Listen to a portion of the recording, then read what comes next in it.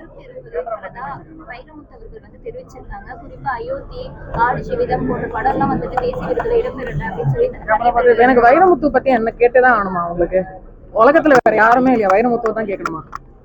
வேற உங்க தப்பு இல்ல, உங்களை கேட்க வச்சிருப்பாங்க.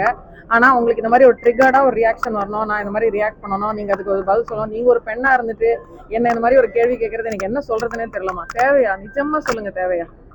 7 வருஷமா வந்து இன்னும் பேன் பண்ணிட்டு இருக்காங்க, இன்னும் கோர்ட்டுக்கு போயிட்டு இருக்கேன், கேஸ் போயிட்டு இருக்கேன். அந்த விஷயத்தை பத்தியோ இல்ல வந்து டப்பிங் யூனியன் வந்து இடிச்சு தரமட்டமாக்கி அந்த எதை பத்தியும் நீங்க பேசலையா? அவர் சொல்லியிருக்காரு, அதை பத்தி நீங்க ஊர்வஷி மேம் பத்தி பேசல, நீங்க வைரமுத்துவை பத்தி பேசுறீங்க. What is the point? why are you triggering? why?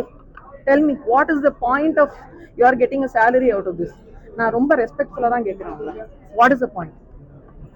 இதை வந்து ஒரு பிரேக்கிங் நியூஸ் அப்படின்னு அதுக்கு ஒரு ட்ரிகர் ஒன்று போட்டு அதுக்கு ஒரு ஹெட்லைன் போட்டு சீரினார் சின்மை, சிறுகடித்தார் சின்மை, சாவடிச்சார் சின்மைன்னு ஒன்று போடுவீங்க. சாணக்க சாணா, சீனாக்க சீனா. முடிஞ்சிச்சா?